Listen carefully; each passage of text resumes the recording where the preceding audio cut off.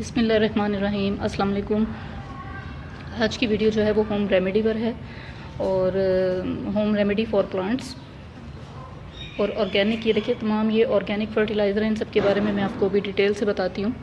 तो सबसे पहले तो मैं आपसे ये कहूँगी कि मैंने आपको बिल्कुल स्टार्टिंग वीडियोस में मैंने आपको कहा था कि इंसान की साइकी और प्लांट्स की साइकी तकरीबन मिलती जुलती है, एक जैसी होती है। जैसे हमें ज़िंदा रहने के लिए और बीमारियों से लड़ने के लिए, अपने इम्यून सिस्टम को स्ट्रॉन्ग करने के लिए न्यूट्रिएंट्स की ज़रूरत होती है, तो इसी तरह से प्लांट्स को भी न्यूट्रिएंट्स की ज़रूरत होती है बीमारियों से लड़ने के लिए और अपने आप को स्ट्रॉन्ग करने के लिए। और जितना पौधा स्ट्रॉन्ग होगा उतना ही ज़्यादा वो बीमारियों के ख़िलाफ़ लड़ने की ताकत भी रखेगा और इंसेक्ट से भी लड़ने की।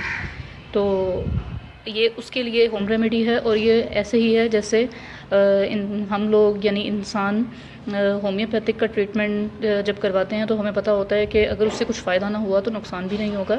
तो ये समझ लें कि ये पौधों का होम्योपैथिक ट्रीटमेंट है। और हमें पता है कि एलोपैथी में अगर किसी चीज़ का फ़ायदा हो ना हो लेकिन उसका कहीं ना कहीं पे नुकसान ज़रूर होता है। और एलोपैथी होती क्या है? एलोपैथी भी ज़ाहिर है केमिकल्स होते हैं और हम जब केमिकल फर्टिलाइज़र यूज़ करते हैं तो वो भी ज़ाहिर है कि उसके कहीं ना कहीं पे हमारे पौधों में साइड इफ़ेक्ट्स आते हैं, यानी कहीं पे अगर वो फ़ायदा दे रहे हैं तो किसी दूसरी जगह पर कुछ नुकसान भी दे रहे होते हैं। तो कोशिश करनी चाहिए कि होम रेमेडीज़ पर ही रहें और ये सबसे बेहतरीन रेमेडीज़ हैं। और इसके अलावा ये पौधों को अगर फ़ायदा नहीं पहुंचाएंगी ना तो कहीं पे नुकसान नहीं पहुंचाएंगी। मतलब ये है कि अगर इनकी कहीं पे कुछ चीज़ कोई क्वांटिटी किसी गमले में ज़्यादा डल गई तो कोई ऐसा नुकसान नहीं पहुंचाएगी। ये तमाम चीज़ें मैं गमलों में डालूँगी, ठीक है ना, पॉट्स में, क्ले पॉट्स में। और इसको अब मैं आपको बता देती हूँ डिटेल से कि ये देखें, ये सबसे पहले ये कोयला है, ठीक है। इस कोयले को मैंने जो है ना पहले तो हावन दस्ते में मोटा मोटा इसको कूट लिया था जितना कूट सकती थी, और उसको फिर मैंने छान के और फिर जो मोटे मोटे जो उसके डलियाँ रह गई थी उनको मैंने ग्राइंडर में पीस लिया था। तो ये बिल्कुल ये देखें कितना ज़बरदस्त ये पाउडर फॉर्म में आ गया, ठीक है। तो ये कोयला जो है ये बहुत बेहतरीन जो है ना वो है तमाम, और ये पौधों के लिए बहुत बेहतरीन है, इसका कोई भी नुकसान नहीं है। लेकिन इसको मिट्टी के अंदर अच्छी तरह से हल करके डालना है। अगर तो कंपोस्ट डालें, ऊपर से भी डालें, कोई टेंशन नहीं है, लेकिन ये है कि खुश्क पत्तों की जो पाउडर डालें इसको मिट्टी के अंदर डालें, क्योंकि अगर इसको ऊपर रहने देंगे तो इससे फंगस लगने का भी ख़तरा हो सकता है। तो इस चीज़ का ध्यान रखें कि इसको हमने मिट्टी के अंदर अच्छी तरह से मिक्स कर देना है। तो और बहुत बेहतरीन खाद है ये, और ये सबसे बड़ी बात यह है कि मिट्टी को पोरस बनाती है और मिट्टी को वेल ड्रेन बनाती है, मतलब। तो ये हो गया। और ये देखें जब मैंने इसको ग्राइंड किया था तो ज़ाहिर है ये जो इसकी जो अंदर जो रेशा सा जो होता है पत्तों के अंदर जो इनकी वेन्स होती हैं, तो ये देखें वो उसको, और जो मोटे मोटे छिलके रह गए थे जब मैंने छाना है, ये मेरा छन्ना है जिससे मैं अपना तमाम पौधों का काम करती हूँ। ये किचन में इस्तेमाल नहीं होता, ये स्पेशली मैंने अपने पौधों के लिए रखा हुआ है। जब भी इसमें कोई फर्टिलाइज़र कुछ मुझे छानना पड़े, पाउडर फॉर्म में लेना पड़े, तो मैं इससे छानती हूँ। तो ये देखें ये मैंने छान के जो ये बाकी बच गया था ये भी ज़ाया नहीं होगा। जब हम गमले में कोई नया प्लांट ऐड करते हैं और उस गमले की मिट्टी तैयार करते हैं तो गमले में आप सबसे नीचे इसकी लेयर बिछा लें। आप ईंट का टुकड़ा या जो हम गमले में कोई भी टूटे हुए गमले का टुकड़ा रखते हैं ताकि मिट्टी ना बह जाए, तो उसकी जगह पर आप ये भी रख सकते हैं। ये और ये नीचे जो है वो सबसे नीचे वाली तह में इसको डाल दें, यानी बॉटम में डाल दें, फिर ऊपर मिट्टी डालें और जो भी प्लांट लगाना है वो लगा लें। इससे ये होगा कि ये आहिस्ता आहिस्ता खुद ब खुद कंपोस्ट में तब्दील होता जाएगा। इसके अलावा इसको एज आ मल्च भी इस्तेमाल कर सकते हैं। और एलोवेरा जो है ये भी माशाल्लाह से रिच ऑफ न्यूट्रिएंट्स है। और सबसे बड़ी बात ये कि एंटी फंगल, बेहतरीन एंटी फंगल है। ये मैंने अपने लॉन में से जो सही बड़ी वाली जो इसकी जो थी लीव्स, वो मैंने जो मैच्योर लीव होती हैं जो बड़ी बड़ी होती हैं उसको काटा। ये देखें कि आपको इसके साइज़ से ही पता चल रहा होगा कि ये देखें ये कितना बड़ा इसकी जो है ना कितनी बड़ी लीव होगी, और देखिए कितना खूबसूरत लग रहा है, ट्रांसपेरेंट सा। तो ये देखें इसमें ये जो है ना इसको इसकी बारीक बारीक सी जो है स्लाइसिस में इसको काट कर ये भी डालना है। और ये एंटी फंगल है बेहतरीन। और कौन कौन सी चीज़ों को मैंने कौन कौन से प्लांट में डालना है वो भी मैं आपको बताऊंगी। अच्छा, और ये देखें ये है काउडंग कंपोस्ट। अब हम जब काउडंग कंपोस्ट जो इतनी फाइन फॉर्म में हमें मिलती है या जो हम घर में भी बनाते हैं ना, तो वो इस तरह जब हम बनाते हैं तो वो इस फॉर्म में नहीं होती है। वो कुछ इस तरीके से, और इसमें और भी मज़ीद मोटे मोटे डले होते हैं, और कुछ इस तरह की होती है, कुछ इस तरह की होती है, कुछ इससे भी मोटे डले होते हैं जब हम बनाते हैं। तो इसको हम छान के, जो बारीक वाला होता है कॉर्डम कंपोस्ट का पोर्शन, वो हम ये इसको अलहदा कर लेते हैं, इसको अलहदा कर लेते हैं। इसको अगर हमने याद रखें कि गमले में ऊपर से कोई चीज़ डालनी है, वो कोशिश करें कि ज़्यादा से ज़्यादा पाउडर फॉर्म में डालें, और ताकि वो जो है इसकी इसको जो है ना सॉइल को जो है वो पोरस बना ले, और उसको हमें आराम से ऊपर से गोडी करके मिक्स करना आसान हो। तो इसलिए जितने भी पाउडर फॉर्म में हैं, जैसे ये पत्तों को तो खैर मिट्टी के अंदर डालना है, लेकिन बाकी कोशिश करें कि ज़्यादा से ज़्यादा पाउडर फॉर्म में, यानी कम से कम इतना पाउडर फॉर्म, तो पाउडर का मतलब ये नहीं कि बिल्कुल बारीक पाउडर, मतलब ये है कि कम से कम फिर भी एक फ़ाइन फॉर्म में हो। तो और ये जो चीज़ है, इसको आप गमलों के अंदर यानी बॉटम में भी डाल सकते हैं, या दरमियान में करके, जैसे थोड़े से पत्ते डाल लिए, जैसे कि पत्ते डाल लिए, फिर मिट्टी डाल ली, फिर उसके ऊपर ये गोबर की खाद डाल ली, और फिर उसके बाद ऊपर मिट्टी फिर डाली, और फिर पौधा लगा दिया, ये हो गया।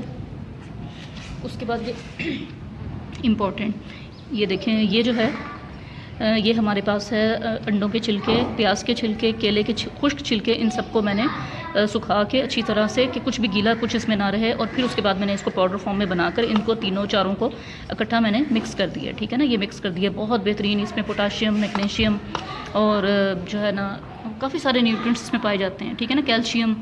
तो ये हो गया, ठीक है। और ये पौधों के, जैसे कैल्शियम पौधों के तनों को मजबूत बनाने के लिए, जैसे हमारी हड्डियों को मजबूत बनाने के लिए कैल्शियम की ज़रूरत होती है ना, और हड्डियों के ढांचे पे ही हमारा जिस्म खड़ा है, इसी तरह से पौधों के तनों पे ही पौधे का जिस्म खड़ा है, तो उसके लिए भी कैल्शियम की ज़रूरत होती है। इसी तरह से जो पत्ते हैं, पत्तों में ये रिच ऑफ मैग्नीशियम है, इसमें मैग्नीशियम भी पाया जाता है। और इसी तरह से ये वुड ऐश है, ऐश के बारे में मैं आपको पहले भी डिटेल से बता चुकी हूँ। और ये लाइम है, यानी भुजा हुआ चूना, और इसके बारे में भी मैंने आप डिटेल से वीडियो बनाई थी और इसका फ़ायदा बताया था, उसका लिंक मैं डिस्क्रिप्शन बॉक्स में डालूँगी, वो आप देख लीजिएगा ज़रूर।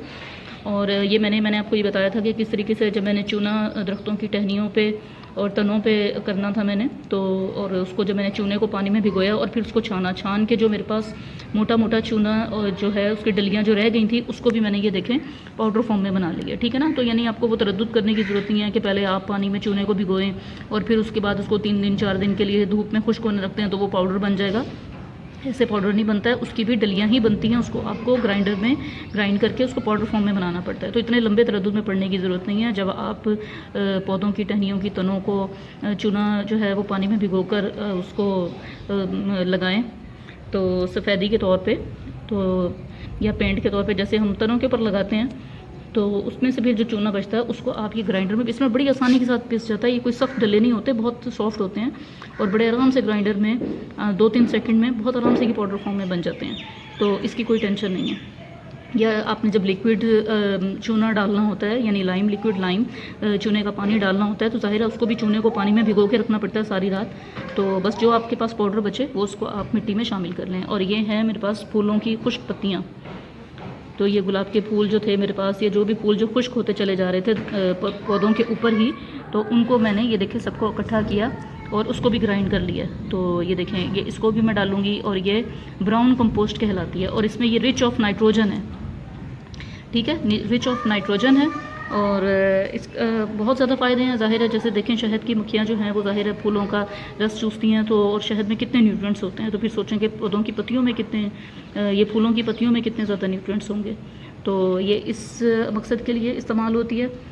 अच्छा, और कोयला और ये जो वुड ऐश है, इसका मैं ये बता दूँ कि ये जो पौधे एसिडिटी को लाइक करते हैं तो उनके लिए इतना अच्छा नहीं है, क्योंकि ये एसिडिटी को कम कर देता है, तो एसिडिटी को कंट्रोल करता है, ठीक है ना। तो ये जो है इस चीज़ का बस इसमें ध्यान रखें। अब मैं आपको बताऊंगी कि मैं ये किन किन पौधों में इस्तेमाल करूंगी। सबसे पहले तो ये देखें, ये मेरा टेबल पाम है, ठीक है ना। पाम की जितनी भी वैरायटीज़ हैं और जो सकुलेंट प्लांट हैं या ड्रेसिना की वैरायटीज़ हैं, तो और या लीमू का पौधा या गुलाब के जितने भी पौधों की जितने भी कलर हैं उनके तमाम पौधों में, तो उन सब में जो है ना आपने यहाँ पे इसको बिल्कुल बहुत आराम से, ये नहीं है कि जड़ टूट जाए, आपने बिल्कुल आराम से, सबसे पहले तो ये है कि जब भी गोडी करें या कोई भी चीज़ खाद डालने लगे ना, तो एक दिन पहले पानी दे लें, ताकि मिट्टी जो है, अब मैंने कल ये पानी दिया था, तो कोशिश करें कि ये इसको जो है ना पानी दे लें, ताकि मिट्टी जो है ना, ये देखें ये बिल्कुल नरम सी हो जाए, ठीक है ना, यानी बिल्कुल वो गीली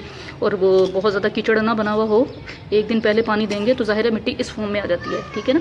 तो हमने ये करना है कि इसके बिल्कुल ये इसको यहाँ से हमने मिट्टी तकरीबन 2 इंच मिट्टी इसके बिल्कुल, इसको कहते हैं मुड़ के पास, मतलब ये होता है कि यानी जो ये जिसके ऊपर जहाँ वो इसका पार्ट जहाँ से जड़ें उगना शुरू होती हैं वो वाला पार्ट, तो इसको माली मुड़ बोलते हैं, मुड़।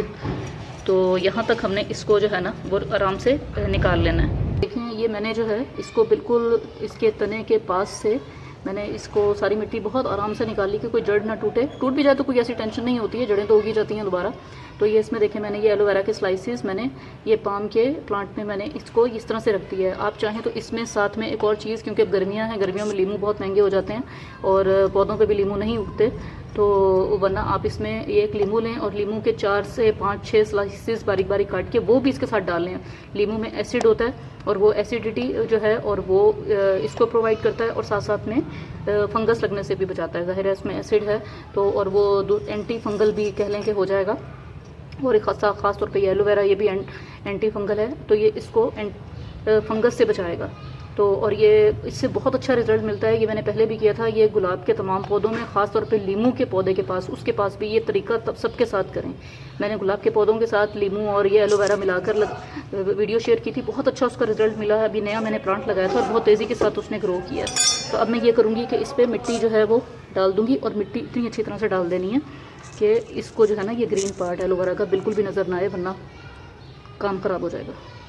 मिट्टी जो है ना ये देखेंगे इसकी डलियों को भी साथ साथ जो है ना, क्योंकि मिट्टी के लिए आराम से डलियाँ ये टूट जाएंगी, तो इसको ये कर लें। अच्छा कोशिश करें कि साथ कोई प्लेट या ट्रे जो है ना वो रखें और उसमें ये मिट्टी निकाल के गमलों की आपने जो भी काम करना रखते जाएँ ताकि गंद ना बढ़े।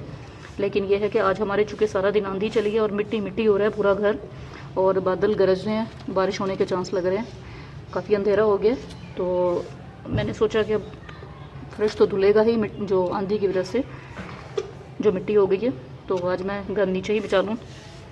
तो ये मैंने मिट्टी सारी फर्श पे ये देखें, और ये मेरा चिमटा टूट गया था और ये मुझे बहुत बेहतरीन मेरे लिए जो है ये खुरपी का काम करता है। तो अपने पास जब भी ये काम शुरू करें तो ये खुरपी, दरांती और इस तरह की चीज़ें रखें, और आपको जिस चीज़ से आसानी से आप काम कर सकते हैं उसके साथ आप काम करें, क्योंकि ये आपकी एक फ़िज़िकल एक्सरसाइज है और इसमें आपको फ़िज़िकली बहुत ज़्यादा यानी आपकी जो है ना एफ़र्ट होती है। तो उसके लिए आप हमेशा औज़ार ऐसे इस्तेमाल करें जो आप आसानी से इस्तेमाल कर सकें, ठीक है ना, यानी उसमें आपको थकावट ना हो इस्तेमाल करने में। तो मुझे ये टूटे हुआ चिमटा जो है वो इससे गोडी करने में या मिट्टी उखाड़ने में बहुत मैं ईजी रहती हूँ, वरना इसके अलावा मैंने जहाँ मुझे ज़रूरत पड़ेगी वहाँ मैं ये देखें ये खुरपा और द्रांति भी इस्तेमाल करूँगी। और मैं अपने तमाम पाम की वैराइटीज़ में सिर्फ एलोवेरा डालूँगी और कोई चीज़ नहीं डालूँगी, ठीक है। ये मैं पाम की जितनी भी वैराइटीज़ हैं या ड्रेसिना की, उन सब में डालूँगी। और पाम की जो वैराइटीज़ हैं उनको इतनी ज़्यादा खाद की ज़रूरत नहीं होती है, क्योंकि वैसे स्लोली ग्रो करते हैं तो इनको इतनी ज़्यादा खाद की ज़रूरत नहीं होती है। मिट्टी के लिए अभी इसको पानी भी देने की ज़रूरत नहीं है।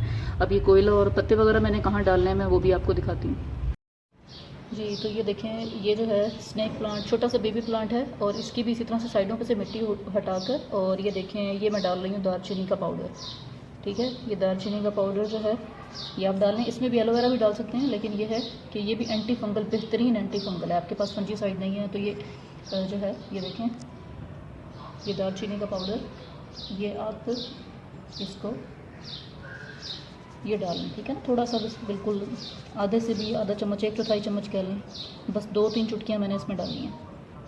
ये डाल क्योंकि छोटा सा भी प्लांट है, ये डाल लिया। और ये जो है ना इसकी दालचीनी की 1 चुटकी तकरीबन 1 गिलास पानी में या एक छोटा सा टुकड़ा पानी में डालकर, और उसको जो है आप उसमें कटिंग लगाएं तो उसमें बहुत अच्छा रिज़ल्ट आता है। बहुत जल्दी रूटिंग शुरू होती है, 4 से 5 दिनों में रूटिंग बहुत जल्दी शुरू हो जाती है और बहुत फास्टली होती है। तो ये जो है ना रूट्स को तेज़ी के साथ डेवलप होने में भी या ग्रो करने में भी बहुत मददगार साबित होता है। तो ये हो गया, ये देखें मैंने मिट्टी आगे कर दी, तो ये हो गया, ठीक है। तो जहाँ मुझे मैंने एलोवेरा के स्लाइसेस नहीं डालने, वहाँ मैं ये दालचीनी का पाउडर जो है वो डालूँगी, ठीक है। ये हो गया। अच्छा जी, अच्छा ये एक चीज़ आपको बतानी मैं भूल गई, और क्योंकि आज काफ़ी सारे काम छेड़ कर बैठी हुई हूँ तो जहन में नहीं रहा कि ये इसमें एलोवेरा के स्लाइसेस जो मैंने ये देखें ये रखे थे, मैंने अब दोबारा से मिट्टी निकाली है। इसमें मुझे कोयला जो है वो डालना याद नहीं रहा, यानी कोल जो है पाउडर फॉर्म में, ये देखें ये इसको आपने ऐसे जो है ये डाल लें, ठीक है। 1 मुट्ठी तकरीबन आप डाल लें। ये छोटा प्लांट है तो बस ये 1 मुट्ठी इसमें काफ़ी है, ठीक है। ये इसमें लाजमी डाल लेनी है, ठीक है। और थोड़े से इसमें जो है ना पत्ते भी डाल लेते हैं, क्योंकि ये ठंडे होते हैं ज़रा और अच्छी कंपोस्ट बन जाएगी। तो ये मुझे डालना याद नहीं आता। ये बस एक मुट्ठी, छोटा गमला है तो आधी मुट्ठी डाल लें और बड़ा गमला है तो 1 मुट्ठी डाल लें। ये तकरीबन आधी मुट्ठी डाली है मैंने। और अब इसमें जो है ना ये मिट्टी डाल लें। और एलोवेरा जो है ना, मनी प्लांट के लिए भी एलोवेरा और लीमू के स्लाइसेस वो उसकी भी इसी तरह से बिल्कुल तने के पास डालें और ऊपर से मिट्टी डाल दें अच्छी तरह। बहुत बेहतरीन रिज़ल्ट आता है, ये करके देखें एक दफ़ा। तो ये देखें, ये मिट्टी जो गीली मिट्टी होती है ना उसको ज़रा उखाड़ना और फिर उसको डालना। और ये देखें, ये फिर इसको इस तरह से डलियों को साथ ही आप इसको पाउडर फॉर्म में बना दें, ठीक है ना, मसल के। ये देखें आसानी से हो जाता है। थोड़ा अगर आपको नहीं समझ में आ रहा कि कौन से प्लांट में कौन सा फर्टिलाइज़र देना है तो जो है आप उसमें थोड़ा थोड़ा सारा कुछ ही डाल दें, कोई ऐसी टेंशन नहीं है, क्योंकि ये ऑर्गेनिक है, इसमें कुछ ऐसा मसला नहीं बनेगा। ये थोड़ा सा मैंने इसमें चारकोल डाल लिया। ये देखें, ये तकरीबन ये छोटा गमला है, 8 से 9 इंच का गमला है ये। तो ये देखें, ये इसमें मैंने थोड़ा सा ये, ठीक है ना, तकरीबन तमाम पौधों में ये जिनसिम फाइकस है जिसमें मैं डाल रही हूँ ये फूलों की, ठीक है। इस तरह से लेयर्स बना लें। ये हो गया अंडे के छिलके, और किनारों पे डालना है इसको, बिल्कुल जड़ों के पास नहीं डालना है, फर्टिलाइज़र दूर डालना है, ठीक है। ये हो गया। अच्छा, ऐश जो है ना ये हमने मिट्टी के अंदर नहीं डालना, ये सबसे ऊपर डालेंगे। ये इंसेक्ट्स को भगाने के लिए बहुत बेहतरीन है। अच्छा, और ये देखिए चूना, चूना मैंने पहले भी डाला था लिक्विड, तो इसलिए मैं इसमें थोड़ा ही डालूंगी, तकरीबन 1 छोटा चम्मच कह लें। ये देखें, ये इतना, ये भी इसमें डाल दें, ठीक है ना। बहुत बेहतरीन है ये पौधों को, जो खासतौर पर रेड सॉइल होती है उसको फाइन बनाने के लिए बहुत अच्छी चीज़ है ये, वेल ड्रेन करने के लिए। ये चीज़ें हो गई सारी। इसमें मैं पाउडर कंपोस्ट नहीं डालूंगी क्योंकि वो मैंने अक्टूबर में डाल ली थी, और इतने छोटे पौधे में मैंने साल में 1 दफ़ा डालना काफ़ी होता है। इसमें 2-2 दफ़ा यानी फरवरी में और अक्टूबर में डालना ज़रूरी नहीं है, ठीक है। तो पाउडर कंपोस्ट मैंने इसकी मिट्टी तैयार की थी, उसमें डाल दी थी। तो बस ये हो गया, ये सारी चीज़ें मैंने इसमें डाल दी। अब इसको अच्छे तरीके से कवर कर दें। इसमें एलोवेरा डालने की ज़रूरत नहीं है, अगर डालना ही है तो ये थोड़ा सा इसमें ये दालचीनी का पाउडर ये डाल दिया। ये इसको हमने तने के पास डालना है यहाँ, ठीक है ना। ये 2-3 चुटकी ये डाल दी और इसको ऊपर से ऐसे कवर कर दिया। ये हो गया, इसको अच्छे तरीके से कवर कर लें।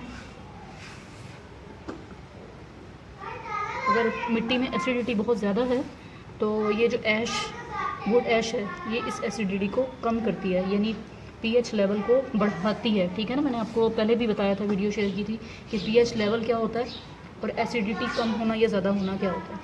तो ये यानी मिट्टी में अगर एसिड ज़्यादा है तो उस एसिड को कम करेगी, ठीक है ना। और ये जो लाइम है वो भी एसिड को कम करता है।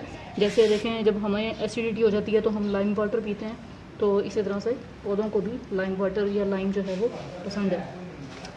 ये देखें, ये वुड ऐश, ये इसको डाल लें, ठीक है ना, ऊपर से ये ऐसे डाल लें। ये इंसेक्ट्स को भगाएगा और बेहतरीन ह्यूमस का काम भी देता है ये।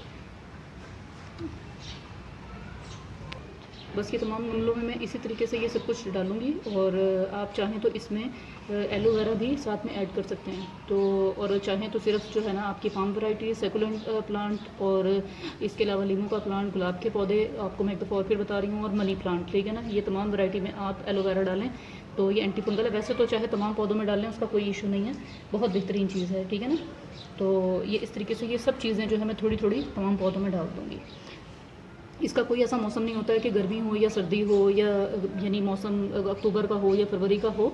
आप इसको जो है ना, आप जैसे आज मौसम अच्छा हो रहा है, ठंडा मौसम है, आज बारिश शुरू हो गई है, तो आज भी डाल सकते हैं। और दूसरी बात ये कि अगर पौधे छाँव में रखेंगे तो कोई ऐसा इशू नहीं है, इस वक्त डाल सकते हैं। ऑर्गेनिक ये सारे फर्टिलाइज़र हैं, तो इसमें कोई ऐसा इशू नहीं होगा कि पौधा जो है वो जल जाएगा या कंपोस्ट की तासीर गर्म है। ये सब चीज़ें ठंडी हैं। इसमें काऊ डंग कंपोस्ट इसीलिए नहीं डाल रही हूँ क्योंकि काऊ डंग कंपोस्ट जो है वो गर्म होती है, ठीक है ना, वो मैं पहले डाल चुकी हूँ, वो नहीं डाला। ये बाकी सब चीज़ें ठंडी हैं, तो इसका कोई ऐसा इशू नहीं है। उम्मीद है कि आपको आज की वीडियो पसंद आई होगी। इंशाल्लाह और किसी अच्छी मुफीद वीडियो के साथ मैं हाज़िर होंगी इंशाल्लाह, ज़िंदगी रही तो। और अपना ख्याल रखिएगा, और कोरोना से जो भी एहतियात है उस पर आप ज़रूर अमल करें। SOPs पर अमल करें, अपने घर वालों का, अपना बहुत सारा ख्याल रखें। ऑलवेज़ ग्रो ऑर्गेनिक, ऑलवेज़ ईट ऑर्गेनिक। अल्लाह हाफिज़।